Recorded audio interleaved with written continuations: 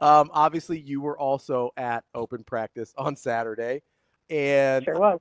and you've been at all the other availability and open practices as well. Yeah. Um, Obviously, you got to see the most on Saturday, but I'm curious about, you can only pick up so much from, the 20 minutes Hmm. here and there that let you see, or from a single open practice, especially when you're not privy to what exactly they're trying to accomplish, right? But Yeah. there's I'm curious what you think about the like temperament of the team. Like the open Mm. practice Saturday was, and Coach Rhule sort of addressed this a little bit. It was a very different vibe than it was last year. It felt more like a showcase last year, more fan Hmm. oriented. They really barely even addressed the crowd this year. Coach Rhule didn't at all. He wasn't wearing a mic like he was last year. So it was a Hmm. very different vibe. But I'm wondering if you've noticed that kind of throughout the fall compared to last year, or if Yeah. that was kind of a one off on Saturday. No, it's actually funny you say that because Rule did kind of share that in the press conference he did before the practice. And he said, last year it was just more of like a show and a little bit more of us addressing the crowd and getting people engaged. And he was like, this year's team is so much more business oriented that this is our first practice in pads. Like we're going to go to work and they're really excited about it. So it's interesting that you brought that up because it's something that he even mentioned as well. But it's also funny you say that because in the first few press conferences that we've heard just a variety of players. Majority of them are guys that, have been what you would call veterans now, if you consider, Jacory Barney in that class, veterans, just guys that have been here before. There seems to be much more of a calm nature to them during this camp. And I don't know if it's because they're just more comfortable with what a preseason looks like with Coach Rhule and this staff, but they're all speaking the same language. Even the guys that are new. I mean, Rocco Spindler literally sounds like he's been a part of a Rhule coach team for multiple years, the way he speaks. And so there seems to be a better understanding, I think, of exactly the process that the team understands the coaching staff has. And I don't even think it's the coaching staff process anymore. I think it's just this program's process. And I think they saw signs of how it worked last year in small moments. And I think, as you can, I mean, you've heard Coach Rhule say, like, this is the team I've been waiting for in terms of their competitiveness and just their drive to want to get better and accomplish the things they think they can this year. So I think there's just more of a I don't know, a calm nature from the team. Just hearing from Emmett Johnson and even Jakory, it doesn't feel like, oh, okay, camp's coming at us at 100 miles an hour. There just seems to be this is kind of what we do vibe versus what I would say kind of what you were describing last year. Avery, on kind of on that same note, are are you picking up on different just I guess in practice tendencies or maybe just how the team has gelled or vibes differently from a year ago outside of maybe just how you hear them talk from the media? Like is there just a different type Mm-hmm. of nature from maybe a younger squad comparative to last year when you were hearing from Yeah. Isaac Gifford and Ty Robinson and those guys? Yeah. So, it's funny. I think it started before this fall camp even because about 2 weekends ago, whenever that weekend was before Big Ten Media Days, they had back-to-back days where you had Dylan Raiola's camp and the next day was the road race. And I don't know how much, Austin, you observed on that road race day, but starting on that Saturday at Dylan's camp, I mean, that was a big deal for how many kids came out and showed up for Dylan. I mean, it's Dylan's name on the camp, not Nebraska football. And to see how many guys came and supported him, I thought that was really special. And that kind of gave me a clue for what we're kind of seeing right now in camp. It was the entire offensive line. It was majority of the wide receivers or a good handful of them. And it wasn't like they were just there for a brief moment, kind of show their face. And they were really interacting with the kids. And when they got there and saw Dylan, I mean, Dylan was running up to Dane Key. He was running up to Jakory and his linemen. Like they were giving, they would have thought they hadn't seen each other in months. Like they were so excited to see each other. Just getting involved in the drills when there was like station rotations and stuff. Like his linemen were in there hanging out with the kids before they got to see Dylan. Just they were wearing shirts with Dylan's face on it. Like there's just something different about the way they were all connecting. And it's not just the guys in Dylan's class even. I mean, this is Dane Key who's showing up in a retro 15 jersey and and just the linemen were all wearing Dylan's face. Like, you want to know like the connectivity of this group that has to play together here in a few weeks. Like, that was a telling sign right there. And talking to Jakory and Emmett, why was it important for you guys to be here? Like, you have a few days off before it all gets going, and they're just like, why would we not? Like, if we had this, he'd be here for us. And so I think there's this shared respect that the offense has for each other. I think that does transcend on the defense. But like I said, Austin, you saw them on the road race day too. Like some of the guys that spoke, just watching the way that young guys interacted with the kids at camp, it just a different feel. And I think you're seeing that now, even at practice too. And something I remember hearing them say last year is they want their players to, really get on one another, hold each other accountable. Like that was the thing that was being said from the Ty Robinsons and Isaac Gifford is we're really working on accountability. And I think we've heard from the very beginning that Coach Rhule at Big Ten Media Days was like accountability from the top down. Like we're already accepting that. And so I think that's gone to players too, because on day one of camp, when we got to watch, there was players coaching players. Like that was something they were trying to encourage last season. And I mean, our first 15 minutes of drills, I mean, I can hear Teddy telling guys what to do. I'm watching Dylan point at guys and show people things. And it was really kind of all over the field. So I think they've really taken a step forward in that regard in terms of the connection they have off the field, the connection they have on the field is really proving itself in the way that they trust each other and they're able to coach each other and hold each other accountable versus that being something they have to work on during this fall camp. So, Avery, you brought up Jakory a couple times. You brought up the road race. And, when you and I were talking yesterday, we talked about kind of how Jakory was, how active he was during the special teams period, not catching punts or anything, but while the kickers were actually going. And I'm just curious to you. I'm obviously a huge fan of Jacory Barney. I've said multiple times, I think he's the toughest guy on the team. I don't just mean physically, although that also. What have you noticed a change in him from year one to year two? Because Austin told a story about him talking and giving a speech at the Team Jack Road Race a couple weeks ago that didn't seem like something he would have done last year. Yes, I couldn't agree more. And I also told you this yesterday. I can't tell you how much we saw him out and about last year just because, freshman season, they're not around us as much. But I had watched him at Dylan's camp and the way he was interacting with the kids and all those kind of things. And I was like, oh, it's so cool to see these players in that kind of element, especially when we don't see Jakory on this level a lot.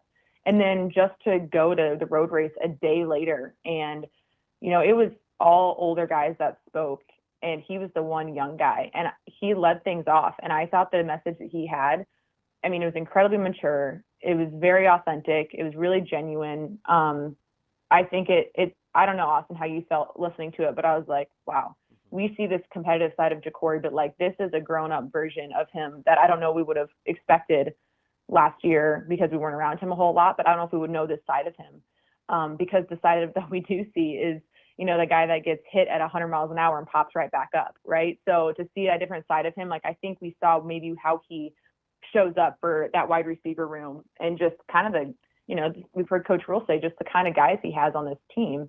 But I'm really excited about him. And I think the way we've heard him speak, yes, it's very confident, but I truly don't think he just says those things to say them. I think he truly believes how he speaks. And talking to Deshaun Singleton, when I asked him at Big Ten Media Days, like, why does this team think like they can go win a national championship? And he was like, because why would we not? Like, if you don't step on the field with confidence, then why do we even go out there? And I kind of think that's the energy that Jakory embodies too. And I mean, we've heard Coach Rhule talk about him and we've talked about what he does these special teams period, but this is the first time that we saw him on Saturday truly do what Coach Rhule talks about. And I don't know, Ravi, how you reacted, but the minute they blew that whistle and over the systems or whatever said it's special teams, he left the wide receiver DB drill that they did, like more excited, I think, to go cheer on the special teams, like ran down the field. And everyone on the team just accepted that this is what Jakory does. And like, I don't know how well you could hear him, Ravi, but he was like, they didn't come to pay for whatever. They came to watch greatness. Like, we're going to be the best special team in the country. And like, was going crazy. And like, everyone genuinely just like, that's what Jakory does. Like, there was no, like, what is he doing? Like, this is something that, yes, there was fans in the stands, but like, this is something he consistently does. And I don't know, maybe paying off because special teams was what? Perfect. They're on Saturday. So maybe there's some effect. For sure. Yeah. So, I don't know. There's just something about the energy that he brings and the confidence he brings. He is so competitive, but to see the other side of him, like you guys mentioned at the start of this conversation, was really cool, because I think we got to see a side of him that these are the kind of leaders that are stepping up on this team. Yeah, it's interesting you brought that up, because I didn't see him move over from the drills over to special teams until he was like jumping around and things like that. And, I'm a little skeptical, I think is the nice way to put it, about sometimes I think people, whether people are doing it for show or things like that, but kind of the way his teammates were reacting to him kind of led me to believe what you were saying, that this is just what he does, whether there's people in the stands or not. And I couldn't hear all of it. I did just keep hearing, we're going to be the best special teams in the nation. We're going to be the best special teams in the nation. And that was like, I think there's something really interesting there about guys that, and this is what Coach Rhule's talked about a little bit too, right? About guys that believe in this place as much as he does. And Jakory definitely seems to be one of those guys. And I kind of want to ask you about, this is sort of tangentially related here. So in the press conference before practice, and I think this has to do with guys like Jakory, is he mentioned something that really caught my attention while he's describing the transfer portal guys and who he decided to bring in, and kind of, I think it was specifically about Elijah and Rocco that somebody asked the question, but he said this, and this is as close to an exact quote as I can get here. I don't want anyone in here who complains about eating at the training table. I don't want anybody in here that complains about practice. I already fixed that problem. And I was just curious how that struck you, because like tonally, it does seem like there's way more Jacory Barneys here than there were last year. Yeah. I think for certain, Coach Rhule never says something without some sort of message, right? So whether that was for people to hear on the team currently, like, hey, this is how we operate, and if you thought for a second I wasn't going to like let down on this message, like, you're wrong. Or maybe people that have passed on and they catch wind of this, I don't know either. But Coach Rhule has made it very clear, even last year, he was like, if you can't look around at what we have here, in his words, then I don't know what to tell you. Like, look, right? And like, we have the facilities to help you. We have X, Y, and Z, you name it, it's here. And if you can't be appreciative of that, then I don't care how good you are, is essentially how he said it. I think it was either after the bowl game or before the bowl game. And once again, don't know if that was a direct hit at someone or something, but he's not going to compromise, I think, the culture that they are looking to have here for maybe a really, really talented player that can't get on board with what they're doing. And I think that's part of being a part of this team, is you got to get on board with how we do things here, or it's not going to work out for you. So I think that's half of it. And so when he says that, I'm not surprised. But it was interesting to hear him say, I handled that, or we got rid of that problem, which, starts making your brain and the wheels start running a little bit like, what is, who, what? But yeah, I thought it was interesting that he did bring that up right beforehand. But and then on the other side, a good sign though, that the guys that they did bring in, they aren't having that issue. And the guys that they did bring in transfer wise, I mean, you heard the way he talked about a majority of them in that pre-practice press conference, like, they're really pleased with what these guys are doing. And even if they aren't on the level that they want them to be, on the field, it's not like they're having issues off the field or getting acclimated to what they do here. But it was interesting to hear him say that. It does get the wheels turning a little bit. Avery, when it comes to your interactions that you've had with Dylan, whether they're just, from the College World Series before and spring practices to where he was with Big Ten Media Days, how you see him interact with the team during practices and such, where has his leadership changed? Because I was having this conversation with Rico yesterday in the office, and we were talking about how he's a little bit different in that sense where it feels like he's always exuding confidence, but he's not one to just come out directly and be cocky and just say it himself. But he's always been that confident character. Do you still get that same sense from him, or how has he changed from where he was when you talked to him last year leading into bowl practices to where he is now heading into his sophomore year? Yeah, I would agree with you. I think he does have like a subtle confidence when he's around, watching him at practice and things. Yes, I think he knows very well like the position and the responsibility that he holds. I would say the biggest area of growth is just watching the way he's handled, honestly, the media. And then not that he was ever bad at it. I think there's just more of a comfort level, and he understands what, he learned in year one. And I think we heard that a lot from Coach Rhule at Big Ten Media Days. Like, that was a conversation that came up a lot. Just, Dylan knew essentially this was coming when I recruited him. I told him, like, this is not going to be easy. And the fact that he accepted that and wanted that challenge. But I think he might have accepted that being like, okay, this might be hard. But I think last year taught him a lot of things. And Coach Rhule even talks about that a lot. Just he's learning how to accept those difficult moments better. And he said it point blank, like, when you're a 5-star kid and you've been good at basically everything your entire life, like, you probably haven't been challenged a whole lot athletically. And so last year might have been the first time for him where on the biggest stage he was having to learn another side of his game, and that wasn't even maybe on the field, just more or less, how do I lead and get respect from my teammates when things aren't always going great. And I think that those challenges last year really do set him up to be even more successful this season, because they have higher goals than they did last year. But we know no matter what, it's not going to be a perfect season. But Dylan had to go through some things as a really young player last year to show up as a better leader this season. I think that puts the offense in a good spot. I think that puts this team in a good spot, that you have a young player who knows what it's like to go through some difficult stuff. But I think the way that he just moves about the team, moves about, his business off the field, like, everyone knows Dylan is always working no matter what. He doesn't have to tell you that. And I think we've heard that from the coaches. He's the first one in there. He was really committed to making sure that he was in the best shape. I mean, and he took kind of some, I don't know, it was weird to have the public constantly talking about that, but he really owned that. And he wanted to be in the best position possible to lead this team. And I think he's just done everything from what we're hearing from the coaches, like he possibly can, to put himself in that position. I think if he's not speaking, his actions are a lot of the leadership too. But when you watch him at practice, it's not, he's not yelling the entire time. It's not obnoxious. It really is just small little things. Like, when it wasn't his turn on live reps the other day, like, he is pointing, he's before the play, he's speaking. I don't know if I'm on the other side of the field, so I can't exactly tell you, but if it was for the entire offense, if he was reiterating something, or if he's pointing to something for, just the other quarterbacks, but he's constantly talking, or he's walking over to, Holgerson, or he's walking over to Coach Shorts, or even talking to Coach Butler. And he talked about that at Big Ten Media Days. He's like, why would I not use him? Like, he's been an NFL defensive coordinator. Like, I want to pick his brain as much as I possibly can, because I want to understand if I'm reading things correctly. So he's constantly learning. He's constantly using the guys around him. But I would say he definitely does have a more of a comfort level, just the way he moves and operates. And I think that just comes naturally with having, an entire year essentially under your belt. Avery, I'll get you out here on this. You mentioned some of the coaches there and guys in new spots like John Butler. Obviously, there was a lot of turnover on the coaching staff as well on both sides of the ball, but especially on defense.